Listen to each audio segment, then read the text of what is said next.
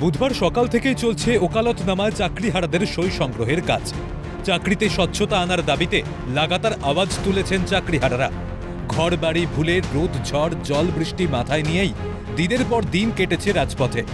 বরাবরই চাকরিহারাদের দাবি ছিল ওএমআর শিটের মিরর ইমেজ প্রকাশ করা হোক, তাহলেই যোগ্য অযোগ্যর তালিকা সামনে আসবে। কিন্তু এখনো অবধি তা হয়নি। এবার দেশের শীর্ষ আদালতের কাছে রিট পিটিশনের ভিত্তিতে চলল ওকালতনামায় সই সংগ্রহের কাজ।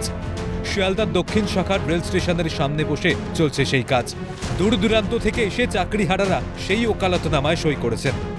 নতুন করে কোনো পরীক্ষা নয়, ওএমআর শিটের মিরর ইমেজ প্রকাশের দাবিতেই এই সই সংগ্রহের কাজ। আমি যোগ্যতার সাথে পরীক্ষা দিয়েছি এবং তার জন্যই আমি চাকরিটা পেয়েছি। আমি জানি আমার ওএমআর বেরোলে সেটা একদম পুরোপুরি দিনের আলোর মতো স্বচ্ছ হবে যে আমার চাকরিটা আমি আমার যোগ্যতার সাথেই পেয়েছি। একই চাকরির জন্য আমরা আর কতবার যোগ্যতার পরীক্ষা দেব?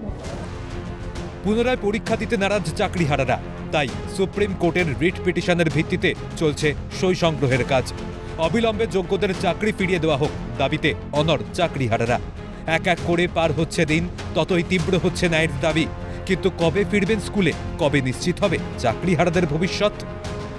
ওএমআর এর মিরাজ কপি প্রকাশ করা হোক এবং সেই মর্মেই সুপ্রিম কোর্টের রিট পিটিশন এবং তার পরিপ্রেক্ষিতে সই সংগ্রহ কর্মসূচি সেটা চলছে শিয়ালদাহ দক্ষিণ শাখার সামনে। দূর দূরান্ত থেকে বিভিন্ন জেলা থেকে শিক্ষক শিক্ষিকারা আসছেন যারা চাকরিহারা, তারা এসে প্রত্যেকে সই করছেন, ওকালতনামায় তারা সই করছেন। ক্যামেরায় পুষ্পা দেবনাথের সঙ্গে অভিরূপা সাহা, ক্যালকাটা নিউজ, কলকাতা।